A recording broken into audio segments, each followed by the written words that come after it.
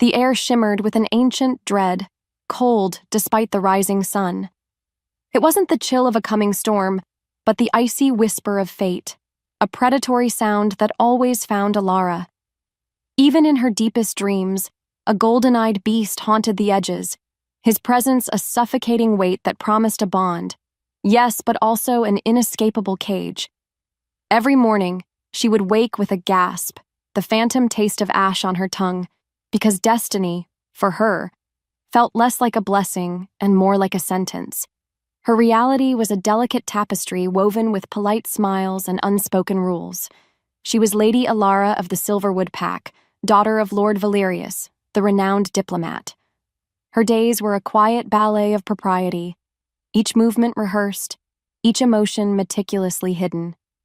She was the calm one, the compliant one, utterly unlike her twin sister Seraphina. Seraphina was the glittering star, the audacious beauty, the chosen one, the fated mate to Alpha Jax, the savage alpha of the Bloodmoon Clan. Elara, meanwhile, was the shadow, the safe secret. She had always kept her true self, a wild, rebellious spirit, locked away deep inside, because revealing it felt like a betrayal of everything her father held dear, everything that ensured their fragile peace. In fact, the thought of Alpha Jax sent shivers down her spine, chilling her to the bone. They called him Savage, a man rumored to be more beast than wolf, his clan steeped in brutal traditions. He was the thunder in the distant mountains, a force that Elara's refined world tried desperately to ignore. Yet, Seraphina was drawn to him like a moth to a flame, her dazzling smile concealing an ambition that sometimes made Elara's skin crawl. Had fate truly chosen this powerful, dangerous man for her sister? Or was there a darker current pulling them all into a maelstrom? As a result, Elara often questioned the very concept of fate. Was it a benevolent hand guiding one to happiness, or a cruel puppeteer forcing lives into predetermined, agonizing roles? She'd seen what unbridled ambition could do, how it twisted even the most beautiful intentions. She'd quietly witnessed the calculating glint in Seraphina's eyes when she spoke of the power being Luna would bring, a gleam that had nothing to do with love. Could such a profound bond be built on such cold desire? This silent observation was an open loop in Elara's mind, a question that haunted her nights. More importantly, for Elara, the looming claiming ceremony felt less like a celebration and more like a slow descent into an abyss. She wasn't the fated one, but she was inextricably linked to it, bound by blood to a twin whose choices felt increasingly unsettling. She had learned to sacrifice her own desires, her own identity, for the greater good because that was her role. But what if the greater good was built on a foundation of deception? What if the fated path led not to peace, but to something far more terrifying? Even so, a curious longing stirred within her, a hunger for a freedom she couldn't name, a world where her spirit wasn't a burden but a strength. She pictured the untamed forests that bordered the Blood Moon territory, raw and wild, calling to something deep within her. She didn't know what scared her more, the whispers of inevitable war should the fated bond be broken, or the suffocating certainty of her own suppressed existence within the gilded cage of her diplomatic life. Her heart pounded, a frantic bird seeking escape, unknowingly drawn towards the storm that was about to break. This wasn't just about a wedding. It was about the unraveling of destinies and the terrifying truth hiding just beneath the surface. Panic flared like a wildfire, scorching the edges of Elara's composure. Her breath hitched, thin as a ghost's whisper, because in the opulent, stifling silence of her Silverwood Pack chambers, the mirror reflected not just her image, but a lie. She was practicing her demure smile, the one her diplomat father adored, the one that masked a spirit as wild as the untamed forest. Today, it felt like a gag. "Perfect, Elara," her father, Lord Valerius, murmured, his voice a silken thread weaving through the heavy air. "So unlike your sister, so compliant." A cold weight settled in her chest. Compliance was her gilded cage, beautiful yet suffocating. She smoothed the silk of her gown, its exquisite embroidery feeling like chains.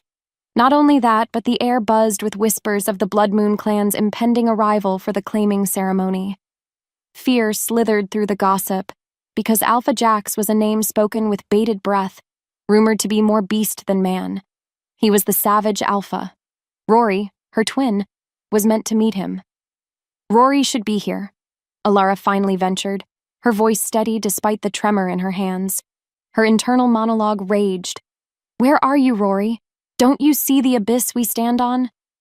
She didn't know what scared her more, Jax's rumored brutality or the suffocating weight of her own suppressed identity. With every heartbeat, the tension in the room grew thicker. Lord Valerius chuckled, a brittle sound. Rory has always been impetuous, but fear not, she understands her duty. He paused, his gaze sharp, assessing. This alliance is paramount. It guarantees peace for our people because the Bloodmoon Clan's power is unmatched. Suddenly, a piercing shriek echoed from outside, followed by frantic shouts. The elegant facade of their world shattered like thin glass. Lord Valerius's face paled, the carefully constructed calm crumbling. He didn't need to say it. Something was terribly wrong. As if summoned by her deepest anxieties, a frantic knock pounded on the door. Before she could move, the heavy oak door burst open, revealing a terrified servant, her eyes wide as saucers. "Lord Valerius, Lady Seraphina, she's gone, vanished." The words ripped through the carefully curated quiet of the enclave, leaving a gaping wound. Lord Valerius's jaw tightened, his controlled composure finally snapping. What followed was pandemonium. "Gone?" he roared, his voice losing its diplomatic polish, echoing off the high ceilings. "Impossible! The Bloodmoon delegation is practically at our gates." Not only that, but frantic messengers poured into the great hall, their reports painting a grim picture. Jax and his formidable warriors were indeed on their way, their intent clear: claim his fated mate or wage war. Elara felt it, clear as day, the icy tendrils of panic gripping her heart. She searched for any sign of her twin. "Rory, where are you? Why now?" Her mind raced, because she knew her sister's rebellious streak, but this was beyond reckless. The air thickened, heavy with the scent of fear and impending doom. A profound terror stole her breath. The silence roared, amplifying the thumping in her chest. Lord Valerius, usually the picture of collected statesmanship, looked like a man drowning. He paced frantically, muttering about bloody war and sacred bonds. Then, his gaze, wild and desperate, landed on Elara. In that moment, a chilling understanding dawned. Her world tilted. No matter how hard she tried, she couldn't escape the terrible conclusion. He grabbed her arms, his grip surprisingly strong, almost painful. "You will take her place, Elara." His voice, raw and strained, was barely a whisper. "You are identical. It's the only way to prevent a bloodbath, because our people will be slaughtered." Her breath caught, and just like that, everything changed. Her heart skipped a beat, then pounded like a war drum against her ribs. "No," Elara whispered, the word barely audible. It was a plea, a protest, a desperate cling to the last threads of her own life. But then, her father's eyes, usually calculating, now held a raw paternal terror that cut through her. He pointed to the window, where the distant, disciplined thud of war drums resonated, growing louder with every passing second. "Do you hear that, Elara?" he rasped, his voice rough. "That is the sound of our annihilation. Thousands will die if you refuse. Not only that, but our clan will be extinguished." He painted a vivid picture. Innocent lives extinguished, homes reduced to ash, the very ground they stood on soaked in blood. His words were a heavy cloak of guilt, wrapping around her, suffocating her protests. "Your sister's recklessness has put us all in this impossible position, and because of that, you are our only hope." Elara's mind raced, a frantic hummingbird beating against a closed window. Could she really condemn her entire clan to save herself? Her internal struggle was a tempest, She remembered the stories of Jax, the savage alpha, a man known for his brutality and rumored to be more beast than man. Living with him was a sentence, but the alternative was mass slaughter. The space between them burned with the weight of his demand. Deep down, she knew the truth. There was no other choice. She lowered her gaze, defeat washing over her. I will do it, she choked out, the words tasting like ash. A beat later, her father sagged in relief, a silent acknowledgement of the monumental sacrifice she was making.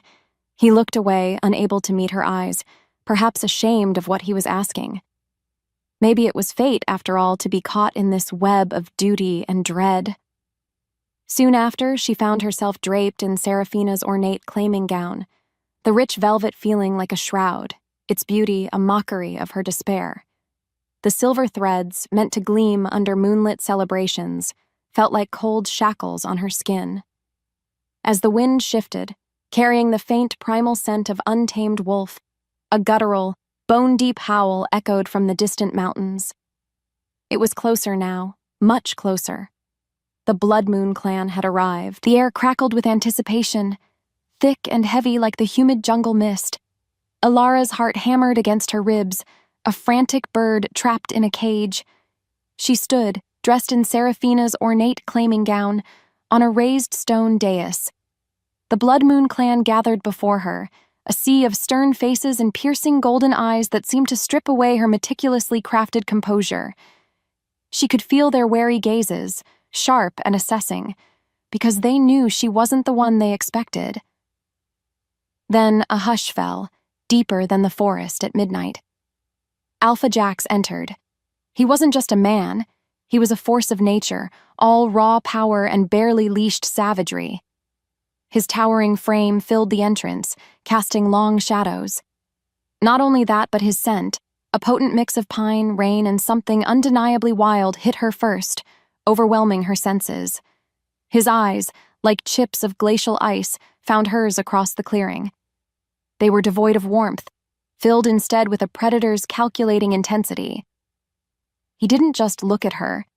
He saw her, stripping away the illusion faster than a wolf sheds its winter coat. In that moment, Elara knew he recognized the deception. A shiver, cold and sharp, traced its way down her spine. He moved with a lethal grace, each step deliberate, resonating with untamed strength. The clan elders, their faces grim, stood silently beside him, their presence a solemn weight. Jax reached the dais, his hand, strong and calloused, snaking out to grip her arm. His touch was cold, devoid of tenderness, a possessive claim. He leaned in, his voice a low, guttural growl that vibrated through her very bones.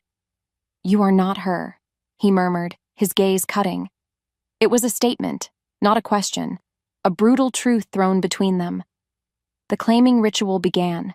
It was swift, ancient, and utterly devoid of affection.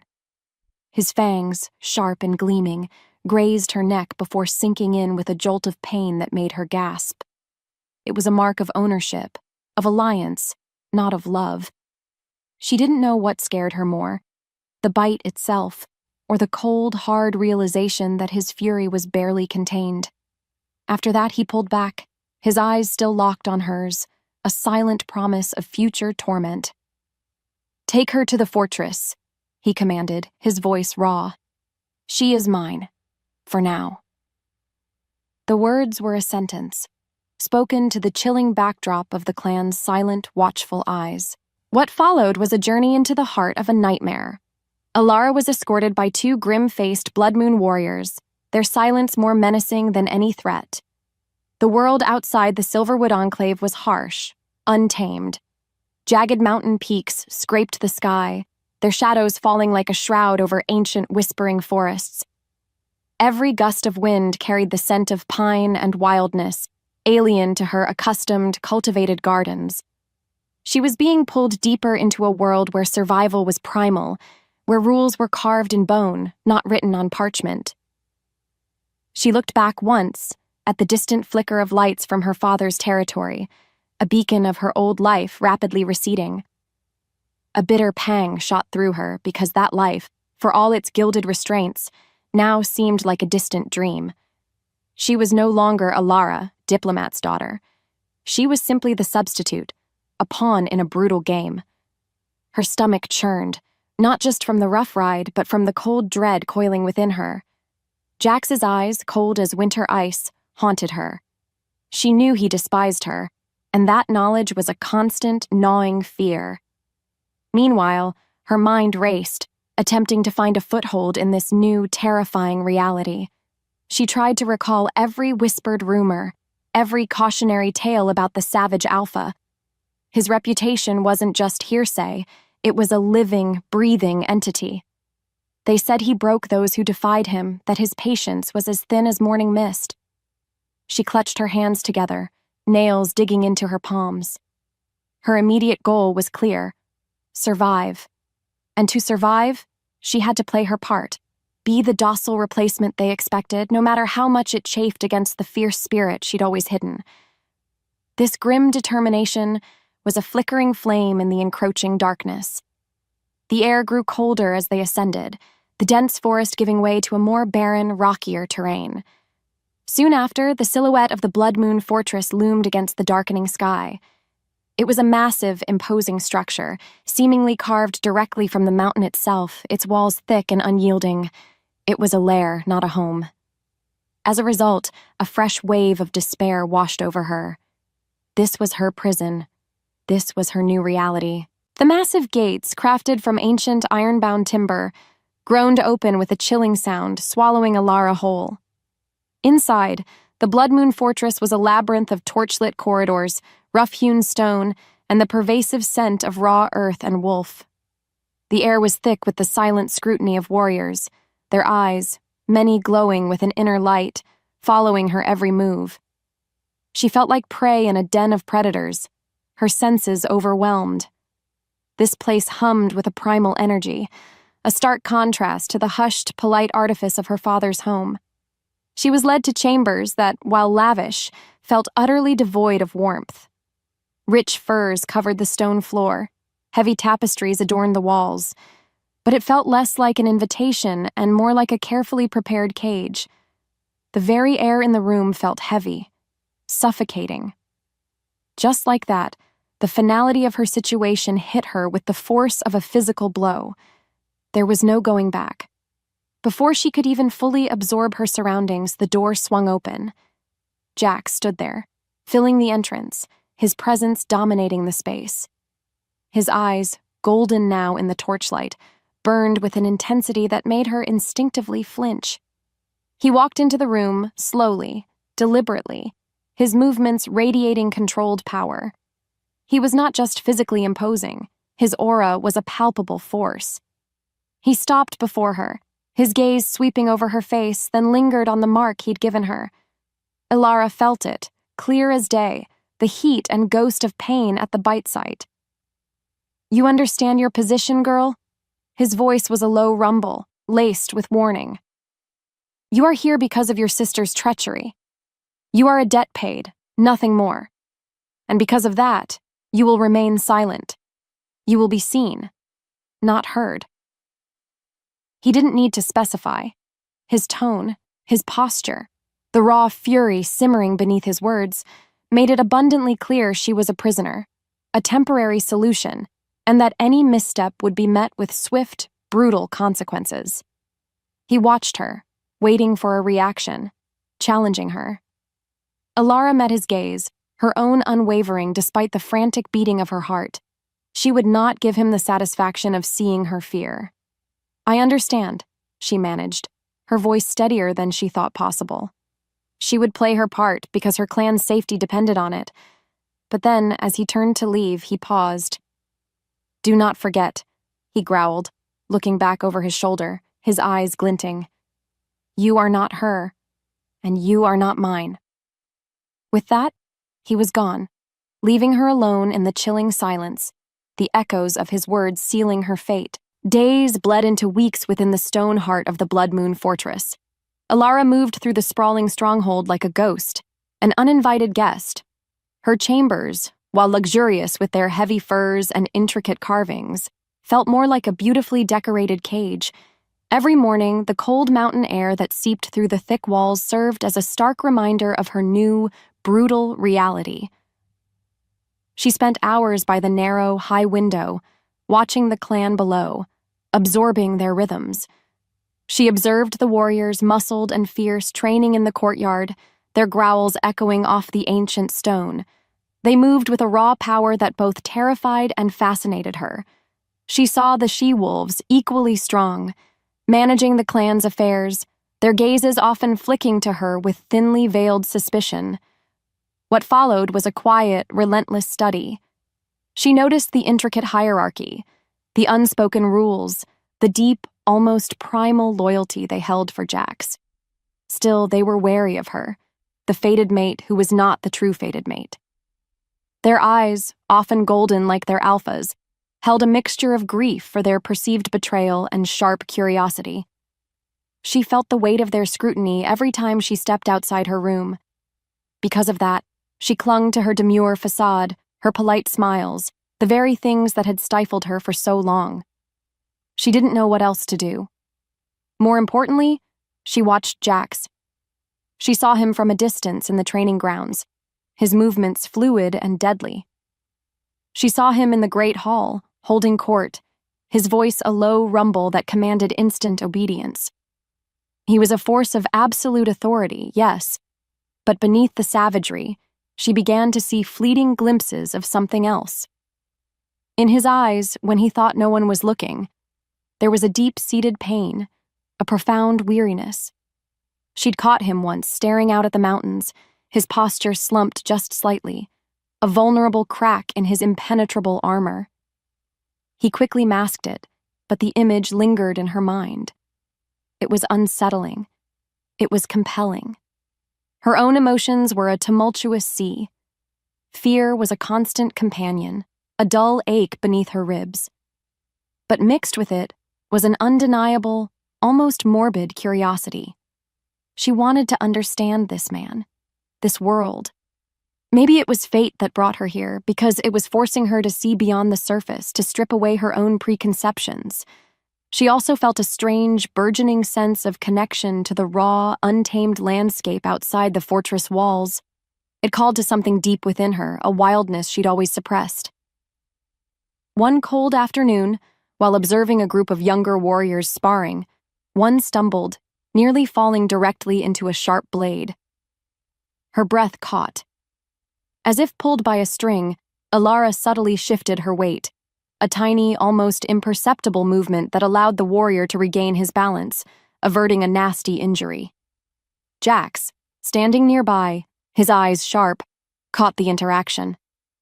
His gaze lingered on her for a fraction longer than usual, a flicker of something unreadable in his eyes, before he dismissed the warrior with a curt nod. The encounter was minor, but it left her feeling exposed, yet strangely exhilarated. She knew then that her careful disguise was not as impenetrable as she'd thought, and that Jax saw far more than she wanted him to. The air in the great hall was thick with the scent of roasted meat and the boisterous laughter of Bloodmoon warriors. Elara sat at the long table, a solitary island in a sea of raw vitality. She picked at her food, trying to appear unobtrusive, but every sense was heightened because the sheer difference from her old life was overwhelming. Here, politeness was weakness. Strength was everything. She was learning, slowly, to navigate the subtle currents of this new, wild society. She noticed the way the warriors spoke, terse and direct, their loyalty fiercely earned. Suddenly, a large, burly warrior named Kalen, his face scarred and his eyes holding a challenging glint, leaned across the table. His voice, loud enough for those nearby to hear, was laced with thinly veiled contempt.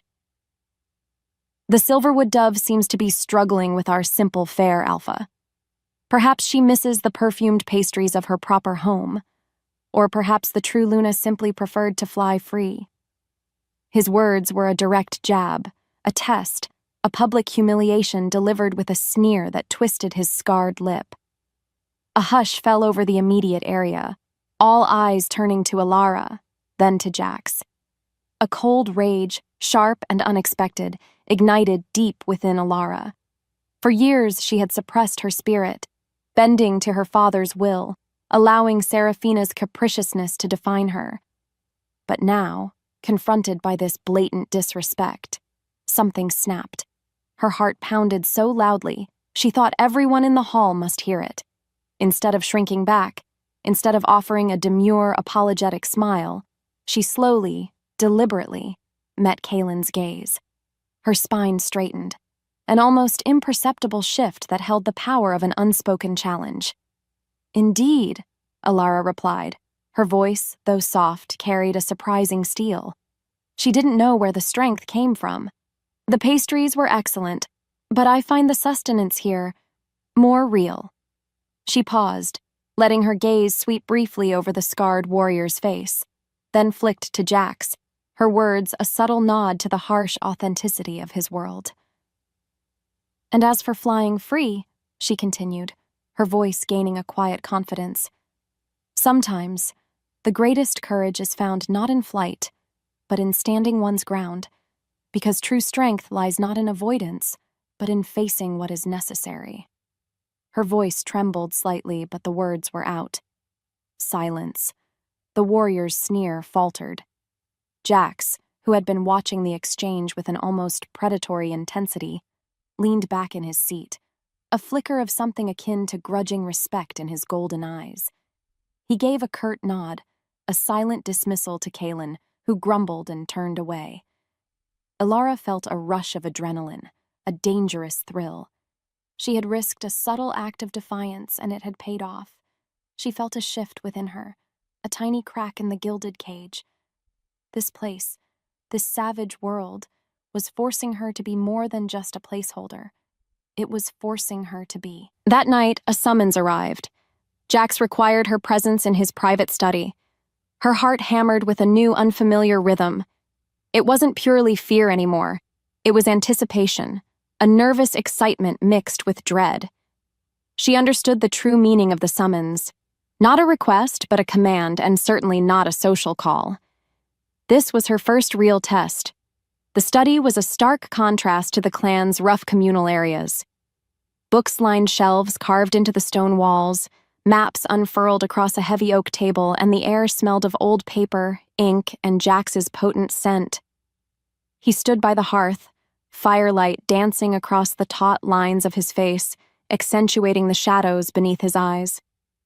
He didn't invite her to sit. He simply watched her approach, his gaze dissecting. Elara braced herself. "My father speaks highly of your diplomatic mind, Lady Elara," Jax began, his voice a low, even cadence that held a deceptive calmness. He picked up a quill, turning it slowly in his fingers. "He claims you possess a subtle understanding of influence. Is that so?" It was a trap, an attempt to gauge her intelligence, her ambition. He was probing, testing the limits of her subservience. "My father is a kind man," Elara replied, her voice steady, drawing on every lesson in politeness and deflection. She wouldn't overstate her abilities, nor would she diminish them. "He wishes for peace. I merely assist in that endeavor." She chose her words carefully, knowing the subtext was just as important as the spoken word. This wasn't just a conversation. It was a duel of wits. He watched her, a ghost of a smirk touching his lips. "And your sister? She also wished for peace?" The question was a sharp knife, delivered with chilling precision. It was meant to fluster her, to catch her off guard. But then, as the silence stretched, Elara realized his question wasn't just about Seraphina. It was about his own pain, his own bitter betrayal. His golden eyes, usually so cold, held a flicker of deep-seated hurt. "My sister," Elara responded, choosing her words with careful deliberation, "is complex." She met his gaze directly, allowing a hint of her own sorrow to show. Perhaps her understanding of peace was different from ours. Sometimes, what one believes to be destiny blinds them to true intentions because fate isn't always what it seems. Her words hung in the air, a subtle challenge, a question not just for Seraphina, but for him. She saw a flicker of surprise in his eyes, then a tightening of his jaw. Her defiance, wrapped in a diplomatic bow, had clearly hit a nerve. He put down the quill, his eyes never leaving hers. A fascinating perspective. His voice was low, almost a growl. "You are not what I expected, Lady Elara. You are more." He dismissed her with a wave of his hand. As Elara left, she felt his gaze on her back, a tangible weight. She had passed his test, but more importantly, she had started to unravel the mystery of the savage Alpha himself. This was just the beginning. The air in the fortress, once a suffocating weight, now hummed with a different kind of tension. Elara found herself increasingly drawn into the clan's daily rhythm, no longer just an observer, but a subtle participant. She began to offer quiet insights during their informal gatherings, suggestions gleaned from her diplomatic upbringing, yet framed in a way that resonated with their practical, results-driven nature. For instance, she proposed a new patrol route that utilized the higher mountain passes because it offered a better vantage point without direct confrontation. Her ideas, at first met with skepticism, slowly earned grudging nods of approval from a few of the senior warriors. As a result, Jax observed her more closely. His coldness, while still present, was now punctuated by fleeting glances that held something akin to reluctant curiosity. One morning, she saw him watching her as she helped an older she-wolf mend a torn hunting net, her fingers surprisingly adept. His gaze was intense, analytical, and for a split second, something akin to grudging respect flickered in his golden eyes. It was a small victory, but it meant the world. However, not everyone welcomed her growing presence. She noticed the lingering, unsettling glances from a few clan members, particularly those who had been close to Seraphina. Their whispers, low and venomous, sometimes reached her ears. The imposter. She stole what was hers. Elara dismissed them at first, because jealousy was a common beast. But then, she started to see faces she recognized from Seraphina's inner circle, wolves who had frequented their Silverwood home, supposedly loyal to her twin. She watched them now, their eyes too knowing, their smiles too thin. What if Seraphina wasn't just gone, but plotting? This thought sent a shiver of dread down her spine. The pressure was building, not just from within the clan, but from an unseen external threat. Her cautious optimism began to curdle into a creeping unease. She felt it, clear as day, the insidious coil of suspicion tightening around her. One evening, while walking through a rarely used corridor, she overheard hushed voices from a secluded alcove. A familiar, oily voice, one she recognized from Seraphina's retinue, was speaking in urgent whispers. "The Alpha will fall. Soon. Our Lady's plan is flawless." Elara froze, her heart hammering, her breath caught. The mention of Our Lady could only mean Seraphina. This wasn't mere jealousy. It was outright treason. The alarm howled through the fortress like a wounded beast, shattering the deceptive calm. Raiders from the Granite Fang clan, notorious for their hit-and-run tactics, were attacking the western perimeter. Chaos erupted. Warriors scrambled, their primal growls filling the air. Elara, caught in the panicked rush, was shoved towards the safer inner keep. But then, she saw him. Jax, leading the charge, a whirlwind of muscle and fury, but overwhelmed. A massive granite fang brute, camouflaged by the dim light, lunged from the shadows, aiming for his exposed flank. Without thinking, her body moved on instinct. Elara didn't hesitate. She grabbed a discarded spear, its weight surprisingly solid in her hands, and flung it with desperate force. It wasn't a perfect throw, but it struck the brute's shoulder, momentarily staggering him. Jax, sensing the opening, whirled and delivered a devastating blow. The granite fang fell. Jax turned, his golden eyes blazing, searching for his savior. They locked with Elara's. In that moment, the raw intensity of the battle faded, replaced by an electric charge that arced between them. He saw her, not as the diplomat's daughter, not as Seraphina's twin, but as her. As Elara, a fierce, powerful woman. The tension broke, not with relief, but with an overwhelming, unexpected desire that hit Elara like a physical blow. It was wild, untamed, a forbidden fire because they were not fated, yet it blazed brighter than any star. He was beside her in an instant, his large hand gripping her arm, his touch searing. "You," he rasped, his voice raw, his gaze locked on hers, predatory and hungry. Her breath hitched, the air thickened. With his scent in the air, a heady mix of sweat and wolf, Elara felt a yearning so potent it stole her breath. She saw it in his eyes, too. A mirroring hunger, tempered by torment. His hand moved, sliding to her neck, his thumb brushing the sensitive skin over her mark. "This changes nothing," he growled, the words harsh, a desperate attempt to push away the undeniable pull. "You are not my fated mate."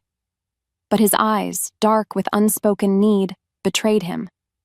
He pulled back abruptly, his jaw tight, leaving her trembling, the ghost of his touch burning on her skin. He turned and plunged back into the fray, leaving Elara reeling, a new, terrifying emotion warring with her fear. The external battle raged, but the true war had just begun within her heart. The battle subsided, leaving behind a grim aftermath of wounded warriors and a fortress smelling of blood and triumph. But for Elara, the lingering scent was not victory, but the burning echo of Jax's touch, the taste of forbidden desire. The encounter in the courtyard had shattered the fragile barrier between them, leaving her raw and exposed.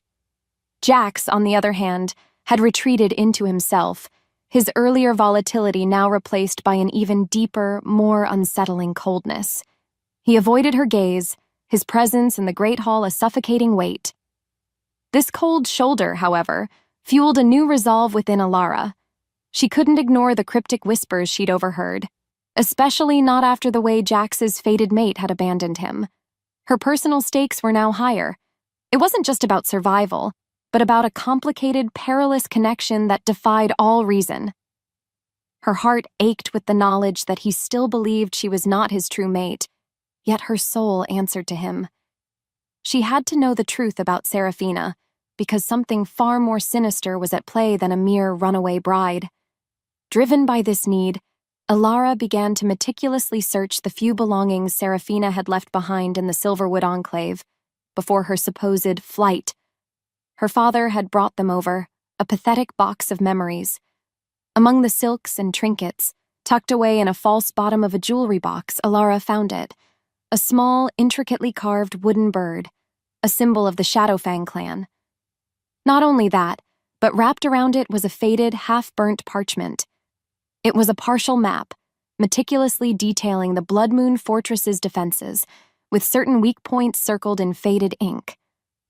Her breath hitched. A brutal realization crashed over her. This wasn't just a flight of fancy. This was a conspiracy. Seraphina hadn't fled out of fear or weakness. She had been plotting. The bird, the map, the whispers. It all clicked into place. Seraphina never loved Jax. She only wanted his power. Her sacrifice was actually her final, devastating act of betrayal. Elara felt a profound and chilling sorrow for the girl she thought was her twin. What's worse, her sister wasn't merely a runaway. She was a traitor, allied with a rival Alpha to assassinate Jax and seize his territory. The implications were catastrophic. This information could save the Bloodmoon Clan, but it could also brand Elara as complicit, destroy the fragile trust she had painstakingly built, and obliterate any chance of a future with Jax. She looked at the wooden bird, then at her own hand, still faintly trembling from Jax's touch. She had to tell him. But how could she convince him that the woman he was fated to was a viper, and the woman he scorned was his only hope? The air crackled with unspoken dangers, leading directly to the escalating storm that was about to break. The wooden bird, a cold, smooth sentinel in her palm, felt like a burning coal. Its intricate carving, a symbol of the Shadowfang clan, mocked the false innocence Seraphina had always projected. Elara's mind raced, because the cryptic whispers, the hushed meeting she'd overheard, it all coalesced around this damning piece of evidence. Seraphina hadn't just abandoned Jax. She had orchestrated a betrayal so deep, it threatened to unravel the very fabric of the Bloodmoon Clan. Driven by a desperate need for absolute certainty, Elara used the very skills her father had meticulously honed. She moved through the fortress like a phantom, observing, listening, piecing together fragments of overheard conversations. She focused on the few clan members who still held a veiled loyalty to Seraphina, those whose eyes held a flicker of deceit. She subtly tested them, dropping carefully worded questions, watching their reactions. She learned that Seraphina had maintained secret communications, not with her father, but with a network of discontented factions, all yearning for Bloodmoon territory. Not only that, but the whispers spoke of a planned coup, of Jax's downfall being imminent. The scale of the conspiracy was breathtaking, monstrous. The heartbreak over her sister's treachery was a physical ache, a raw wound. Her twin, her other half, was not a runaway bride, but a venomous viper poised to strike. What's worse, Elara now knew that Seraphina had never loved Jax. She had only desired his power, his territory. The sacred fated bond had been a mere stepping stone for her ambition. Elara felt it, clear as day, the profound shame and sorrow for her sister's twisted heart. As her wolf stirred, Elara realized her loyalty had irrevocably shifted. She no longer felt like a mere pawn, a coerced stand-in. This clan, harsh and wild as it was, had become a refuge, and Jax, for all his savagery and coldness, was a tormented man who deserved the truth. Her own life was intertwined with theirs now. She had to expose Seraphina. She had to protect Jax. This was no longer just about preventing a war. It was about saving the people she had unwillingly come to care for, and perhaps safeguarding the only man who had ever seen a glimpse of her true self. She held the wooden bird tighter, its edges biting into her palm, a physical reminder of the deadly game she was now fully immersed in. Her resolve hardened like mountain stone, leading directly to the ultimate gamble of her newfound desires. The air in Elara's chambers was thick with unspoken tension, more suffocating than any physical restraint. Days after the skirmish, Jax's coldness had intensified, a shield against the unsettling desire that now pulsed between them.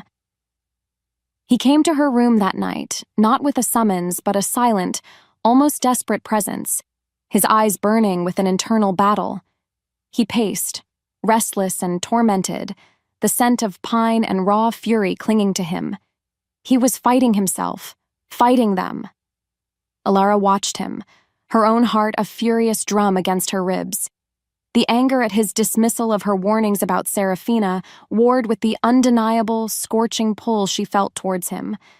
She knew he was battling the betrayal of his fated mate, and because of that he couldn't allow himself to feel this wrong connection with her. "What do you want, Alpha?" Elara finally asked, her voice a little shaky, but firm. The words hung in the air, weighted with everything left unsaid. He stopped, turning abruptly. "I want clarity," he growled, his voice rough. He closed the distance between them with 2 long strides, his large hands gripping her shoulders. His touch ignited a wildfire beneath her skin. His golden eyes, filled with a predatory intensity, devoured hers. This between us. It shouldn't exist. But it does, Elara whispered, defying him, defying fate itself. Her chest ached with the truth of it. She lifted a trembling hand, tracing the hard line of his jaw. His muscles tensed beneath her touch. The unspoken desires that had simmered for weeks, the raw, untamed passion that defied their forced union, erupted. He lowered his head, his lips finding hers in a hungry, desperate kiss that stole her breath. It was savage and tender all at once, a clash of fire and ice that melted into a searing heat. Her body arched into his, instinctively seeking the warmth, the power, the undeniable rightness of him. Every nerve ending sang. His growl, deep and primal, vibrated against her lips as his hands tangled in her hair, pulling her closer, cementing their forbidden connection. It wasn't gentle. It was raw, unbridled, an acknowledgement of the wildness in them both. In that moment, The world narrowed to just them, two lost souls finding solace in an illicit embrace. The mark on her neck tingled, not with pain, but with a strange resonance as if her soul answered his. Suddenly, a distant, piercing howl, ragged and desperate, ripped through the silence of the night, echoing through the fortress. It was an alarm, urgent and chilling. Jax pulled back, his breath ragged, his eyes still dark with desire, but now tinged with sharp awareness. The moment shattered, the raw passion replaced by a grim realization. The outside world was intruding. The cost of their forbidden passion was about to become terrifyingly clear. The haunting echo of the alarm howl lingered in the air, chilling her to the bone. Jax pulled away from her, his movements jerky, the animalistic intensity in his eyes replaced by a renewed vigilance. The weight of their stolen intimacy pressed down on them, heavy and dangerous. He quickly redonned his mask of cold authority, but Elara saw the subtle tremor in his hands, the lingering heat in his gaze.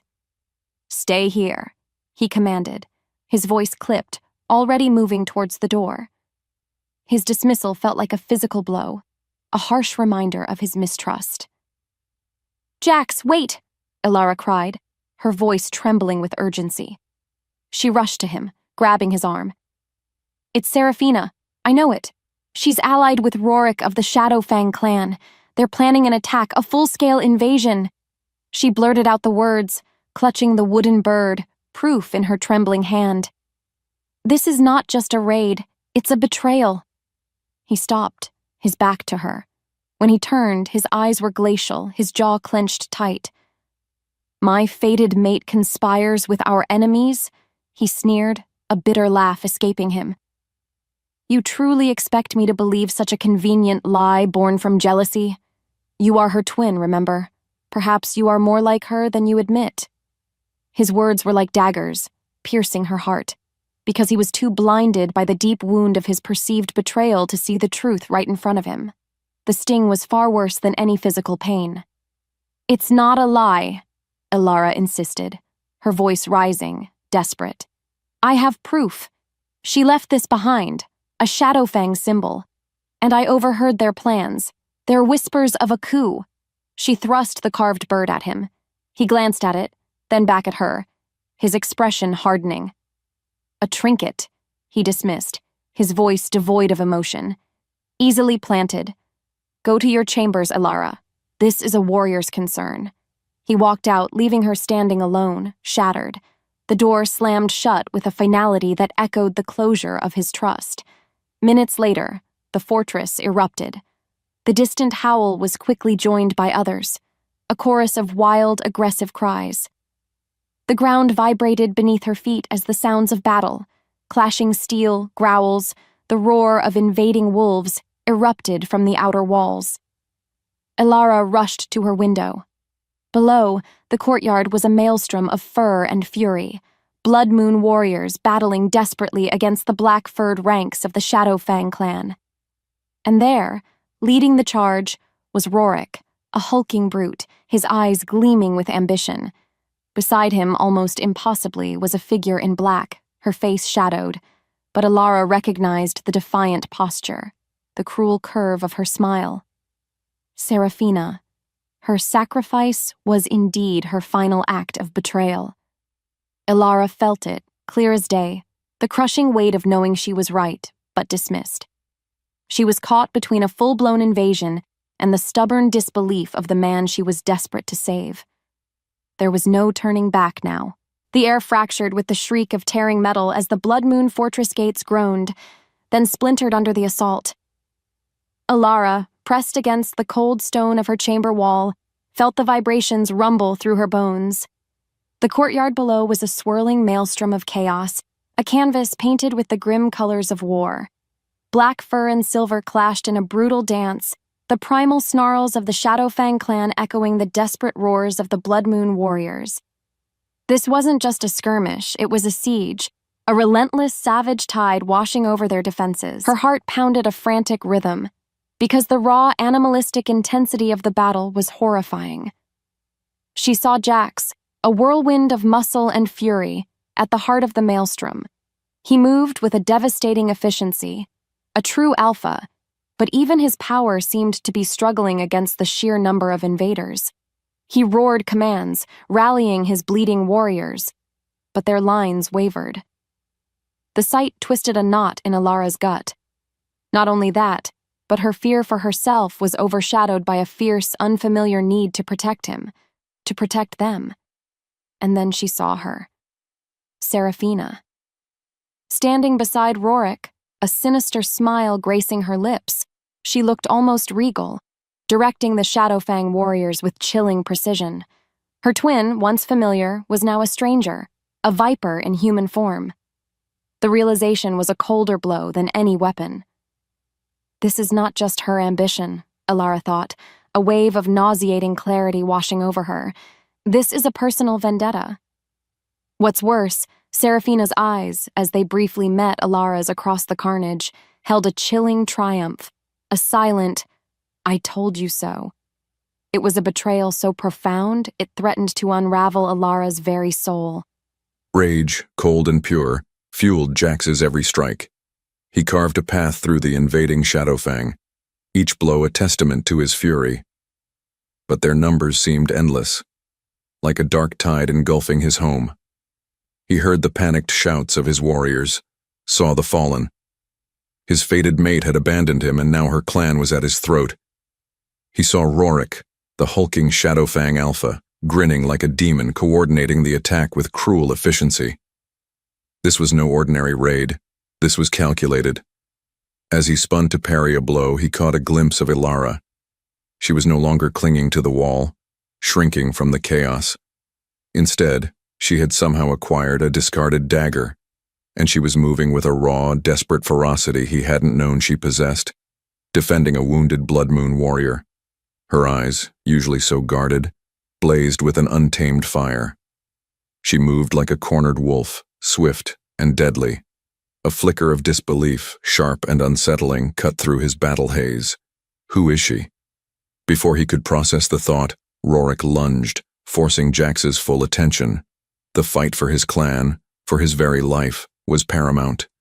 He buried the unsettling image of Elara's unexpected ferocity deep, deep down, because there was no time for questions now. The immediate goal was survival. The fortress walls were breached. The inner keep was in danger. Every beat of his heart was a drum of impending defeat. A brief, desperate lull settled over the ravaged courtyard, the sounds of battle momentarily muted by the thick, smoky air. Wounded warriors moaned, and the Bloodmoon Clan pulled back, attempting to consolidate their dwindling forces near the main keep. Elara, her hands slick with sweat, the dagger still clutched tight, felt a raw ache in her muscles, a testament to her unexpected foray into battle. She saw Jax, his fur matted with grime and blood, his jaw set in a grim line, looking out at the advancing Shadowfang tide. He was losing. "Jax!" she cried, her voice hoarse, pushing through the desperate defenders. She had to make him understand because her life, his life, everything depended on it. "I told you, it's Seraphina. She's with Rorik. She planned this." She thrust the Shadowfang bird, retrieved from her pocket, towards him. "This is her proof. She wants your territory. She never loved you." The words tumbled out, desperate and raw. Her heart pounded so loudly she thought it might shatter. He turned, and the fury in his golden eyes was a physical blow, colder than any ice. "Enough of your lies!" he roared, his voice like a physical whip. He didn't even glance at the bird. "You are her blood. Your convenient warnings, your sudden ferocity, it's all part of the game, isn't it? She fled, and you took her place. A willing puppet." He didn't accuse her of complicity. He outright believed it. His gaze stripped her bare, leaving her feeling utterly exposed, utterly betrayed. She felt it, clear as day, the crushing weight of his mistrust. It was a searing wound. He blamed her. Because of that, her deepest fear, that her true nature, even when revealed for good, would only lead to rejection, seemed to be coming true. She tried to reach for him to plead. "No, Jax, please, you don't understand." But then, he recoiled as if her touch burned him. I understand enough, he growled, his voice thick with pain and resentment. He looked at her, truly looked, and she saw the devastating conclusion in his eyes. He thought she was just like Seraphina, another betrayer. A beat later, he turned his back on her, a chilling, definitive dismissal. He left her standing there, alone amidst the groans of the wounded, the screams of battle, and the crushing weight of his condemnation. Her plea died on her lips. She was isolated, abandoned, caught between two warring forces, both of whom now saw her as the enemy. The ultimate sting of betrayal had come not from her sister, but from the man she had come to love. The cacophony of battle, once deafening, now seemed distant, a dull, relentless roar. Elara stumbled through the smoke-filled corridors, her body aching, her spirit shattered. She found herself in a hidden, desolate corner of the fortress, a forgotten alcove, where the sounds of the invasion were muffled but not silenced. She sank to the cold stone floor, the dagger slipping from her numb fingers. All hope seemed to drain out of her like blood from a wound. Her father had forced her here, Seraphina had betrayed her, and Jax, the man she had risked everything for, the man who had ignited an unwelcome, undeniable fire within her, believed she was a liar, a co-conspirator. The very strength she had finally allowed to surface had been misinterpreted, used against her. It's always been this way, she thought, a bitter, icy clarity. Her true self, her fierce, rebellious spirit, had always been a liability, a secret she had to keep locked away. This was the consequence of finally letting it out. Her core misbelief, nurtured since childhood, screamed at her now. Tears, hot and stinging, tracked paths through the grime and sweat on her face. What was the point? To fight for a man who despised her? To save a clan that saw her as the twin of their betrayer? The fortress was falling. She could feel it in the tremors underfoot, hear it in the diminishing roars of Bloodmoon resistance. Her all-is-lost moment had arrived, heavy and absolute. She didn't know what to do. There was no plan, no hope, no one to turn to. Just like that, the crushing weight of despair threatened to consume her entirely. She closed her eyes, wishing for the silence to truly swallow her. But then, a faint, desperate cry cut through the muffled din, a child's whimper, followed by the terrified yelp of a young warrior's mate. It was nearby, raw with fear. It was the sound of innocence caught in the crossfire, a stark contrast to her internal desolation. Her eyes snapped open. The whimper, small and vulnerable, struck a chord deep within her, shaking her from her self-pity. Maybe it was fate. Maybe it was something more primal. That whimpering sound, raw and pure, stirred something deep within her, a primal urge to protect. She didn't know what scared her more, her despair, or the realization that she still had something to lose. Elara pushed herself up, her body protesting, her heart aching, but a new cold fire, born not of hope but of sheer, unadulterated fury, ignited in her gut. She would not let innocence suffer, not while she still drew breath. And just like that, everything changed. The fight was far from over. The child's whimper, thin and terrified, sliced through Elara's despair like a blade. It wasn't the sound of battle that jolted her, but that raw, innocent plea for safety.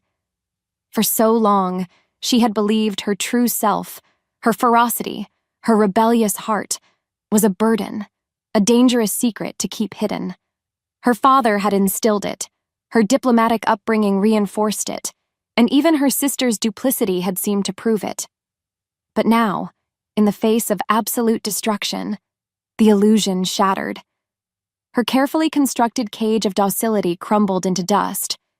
She felt it, clear as day, a profound realization blooming in the pit of her stomach. This fierce spirit wasn't a weakness, it was her only weapon. It was the very essence of who she was, the strength that had allowed her to endure every indignity, every betrayal. Maybe it was fate that forced her into this impossible position. because it finally gave her something worth fighting for beyond mere survival. She saw Jax, a whirlwind of muscle and determination, battling against overwhelming odds. He was losing, and his pain, his furious struggle, ignited a protective fire within her. No matter how hard she tried to deny it, he had seen her, truly seen her, in glimpses, in her quick wit, in her subtle defiance, in that stolen moment of forbidden passion. He might have cast her aside now, accusing her, but that didn't diminish the connection that had sparked between them, a bond forged in fire, not in the stars. She wouldn't let him fall. Not like this. A growl, low and primal, rose in her throat, unfamiliar, yet utterly right. Her wolf, suppressed for so long, pressed forward, and she let it happen. She pushed herself up from the cold floor, every muscle protesting, but driven by a new, cold fury that was terrifyingly exhilarating. Her eyes, usually so guarded, now blazed with an untamed fire, reflecting the savage determination she had finally unleashed. Her breath caught, not from fear, but from the sheer, raw power surging through her veins. She felt lighter, unburdened. This wasn't hope, not yet. This was pure, unadulterated resolve. This was a choice. She looked around, her gaze sweeping over the discarded weapons of fallen warriors. Her world tilted. She found a heavy, double-bladed axe, its edge gleaming, and she gripped it. Its weight felt right, balanced in her hands. She would fight, not for her father's peace, not for a false destiny, but for the life of the man she had come to love, and for the people he fought to protect. This was the climb back, forged in the crucible of her despair. With the axe clutched tight, Elara burst from the alcove, a shadow moving through the chaos. Her movements, once graceful and controlled, were now raw and efficient, driven by instinct. She didn't think.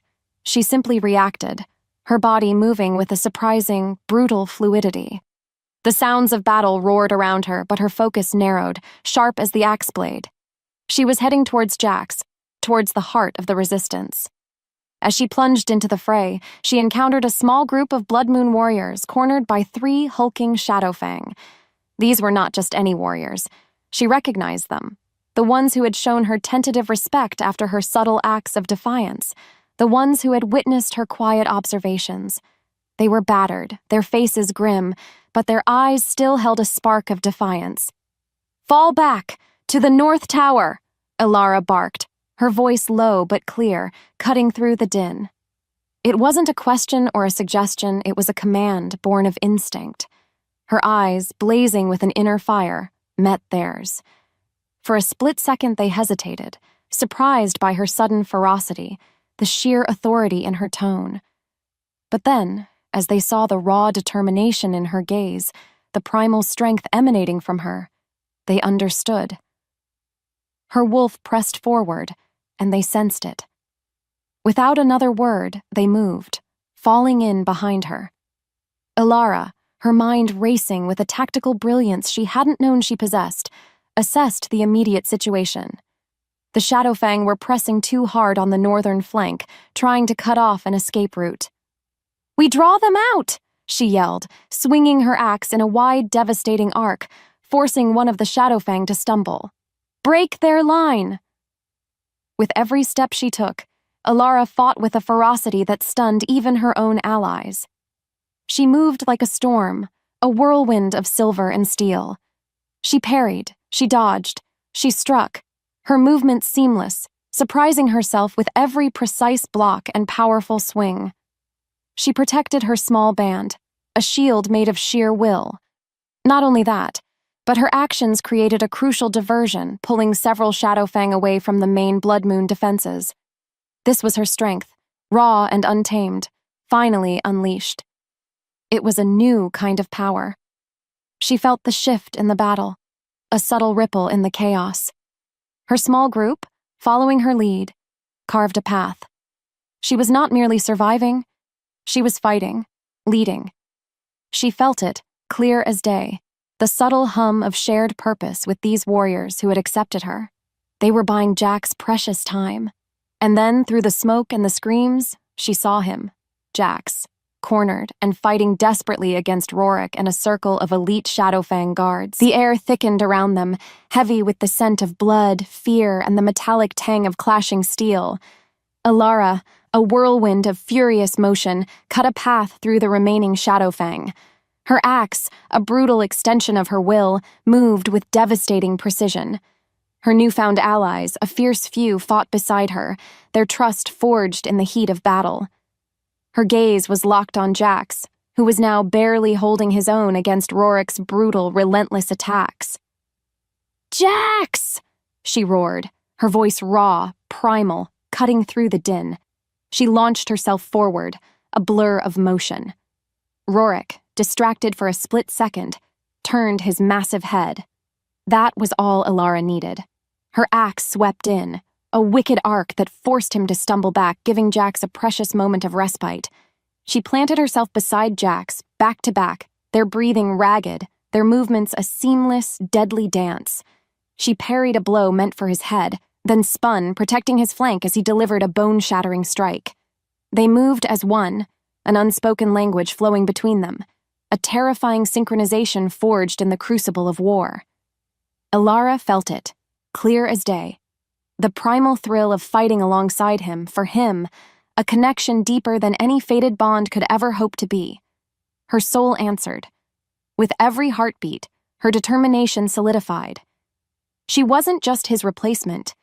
She was his shield, his sword, his unexpected anchor in the storm. As if fate demanded it, their eyes met across the chaos, a shared understanding burning between them. He was fading.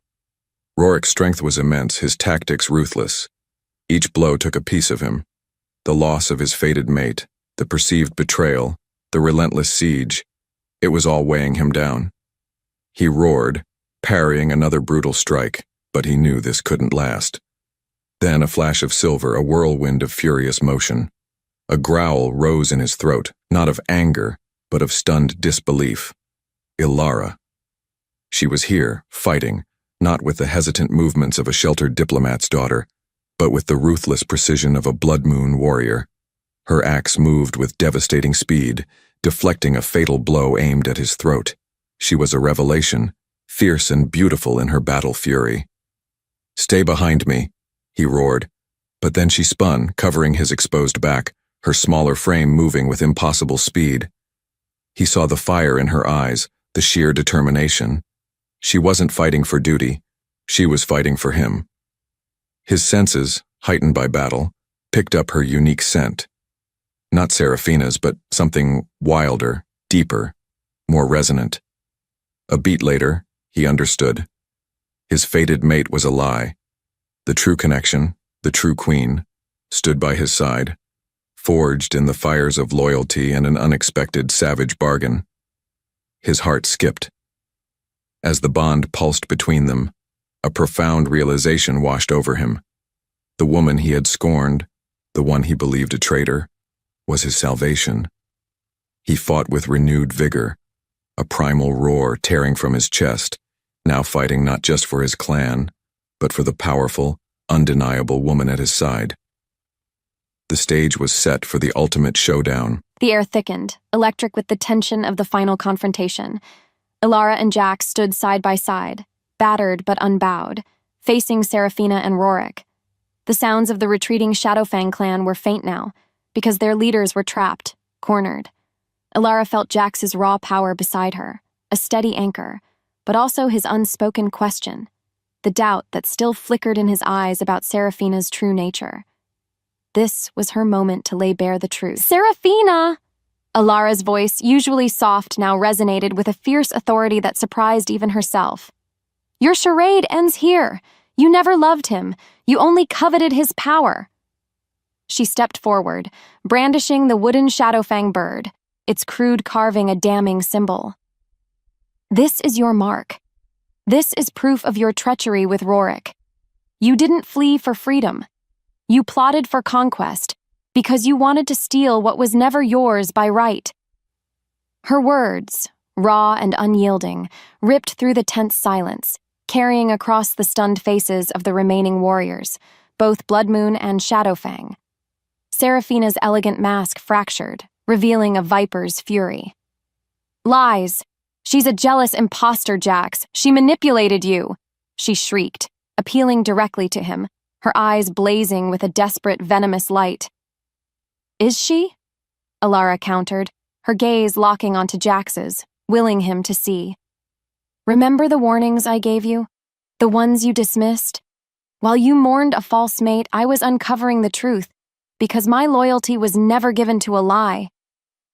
The pain of his earlier dismissal fueled her resolve. "Your fated mate conspired to assassinate you, Jax.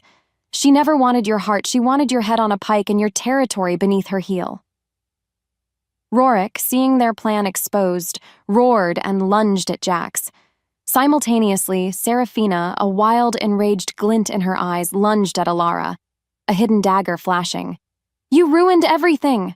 she screamed. Elara didn't flinch.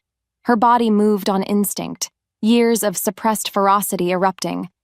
She blocked the dagger with her axe handle, then spun, bringing the blunt end of the axe down on Seraphina's wrist.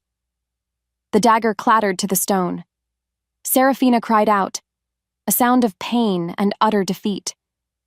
Elara disarmed her, then pinned her, her axe head resting inches from her twin's throat, her gaze unwavering. His mind reeled.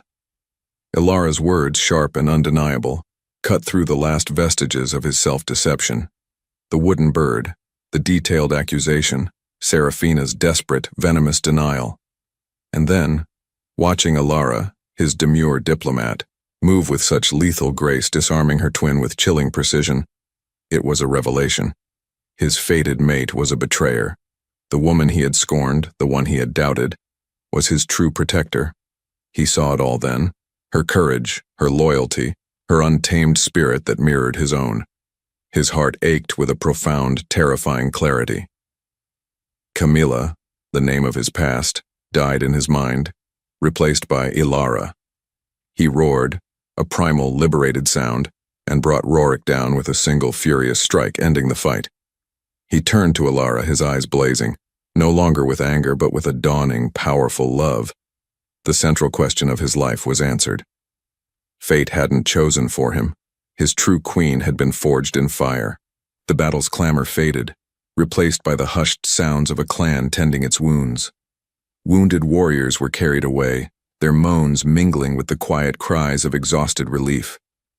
The Bloodmoon Clan stood victorious, but battered, their fortress scarred. Jax knelt beside Rorik's unconscious form, then looked up at Elara, who still held Seraphina pinned. The air between them, once thick with tension, now thrummed with a different kind of intensity, a profound, undeniable understanding. He stood moving towards Elara with slow, deliberate steps. The fight had taken its toll, but a new light shone in his eyes. He saw the cold fury in Elara's face, the unwavering resolve, and knew, with absolute certainty, that she was his, not by a mark of fate, but by her unwavering choice. He looked down at Seraphina, lying broken at Elara's feet, and the bitter sorrow for his perceived fated mate finally died, replaced by a cold disgust. Seraphina was exiled, stripped of all rank and ties, sent to wander the desolate wilds, a fitting punishment for a soul so barren of loyalty. Justice was swift, because the clan needed to heal. He reached Elara, his hand gently taking the axe from her grasp, his fingers brushing hers. "Elara," he murmured, his voice rough. "You saved us all. You saved me."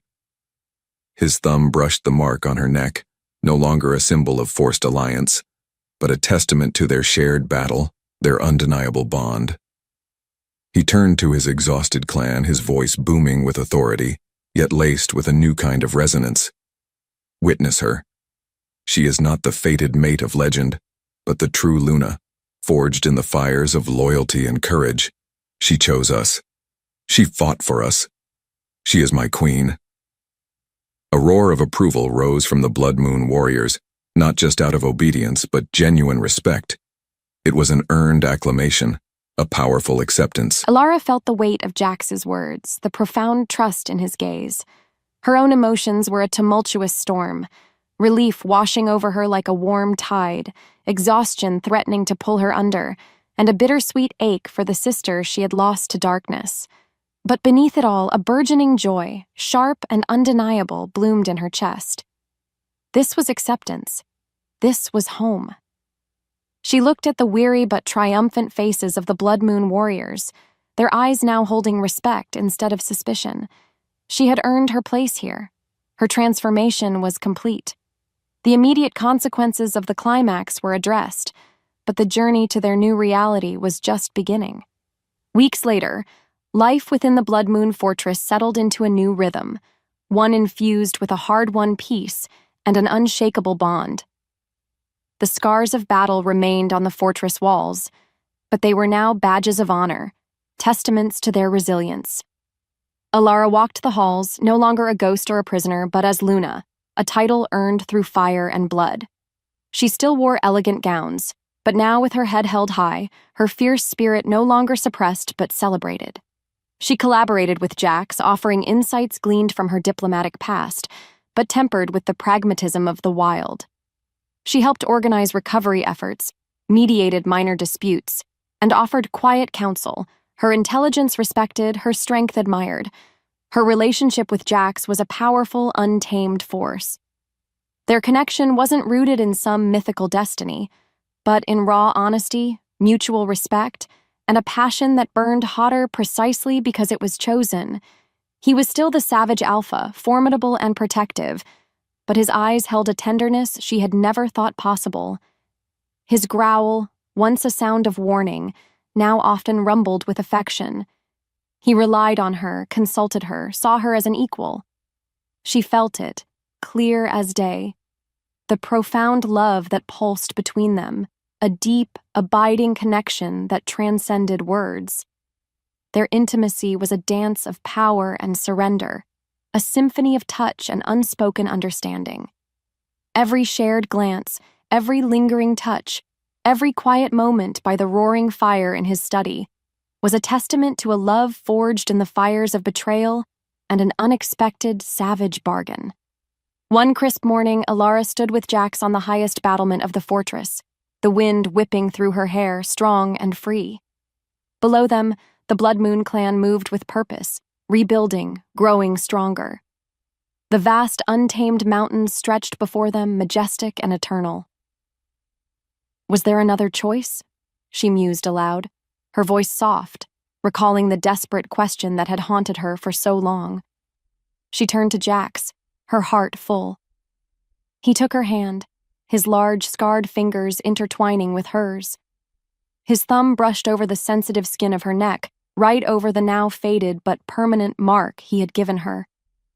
It no longer represented a forced claim, but an unbreakable vow.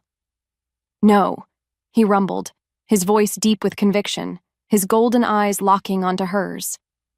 There was only this. Our path was forged. Their gazes held, a silent testament to a love that defied fate, a bond built on loyalty, sacrifice, and the wild, untamed hearts that chose each other. She had come as a sacrifice, a replacement, and found her truest self, her deepest love, and her destined place not in the stars, but in the heart of a savage alpha who became her everything. Her soul answered. And just like that, everything changed. Their shared future, boundless and wild, stretched before them. A testament to a love undeniably earned. Epilogue. Years blurred into a tapestry woven with strength and fierce, undeniable love. The scars on the Bloodmoon fortress walls, once symbols of invasion, now stood as proud testaments to resilience, much like the subtle lines etched around Jax's eyes. Elara walked these halls not as a replacement, but as Luna, a title she had carved out with blood, courage, and a spirit finally set free. Her gowns, no longer a disguise, draped over a body honed by the demands of a fierce clan. Her head always held high because she had nothing left to hide. She worked tirelessly alongside Jax, her diplomatic mind, once a burden, now a powerful asset. She helped broker peace with wary neighboring clans, her calm demeanor masking a sharp intellect that few dared to challenge. She helped rebuild, nurture, and grow their people, channeling her once-suppressed ferocity into fierce protection. What followed was a thriving community, robust and loyal, all thanks to the strength forged in fire. Her bond with Jax was a living, breathing entity, raw, untamed, and utterly profound. It was a love built not on ancient prophecies or predestined marks, but on shared battles, on trust earned in the face of betrayal, and on a passion that burned with the intensity of twin stars colliding.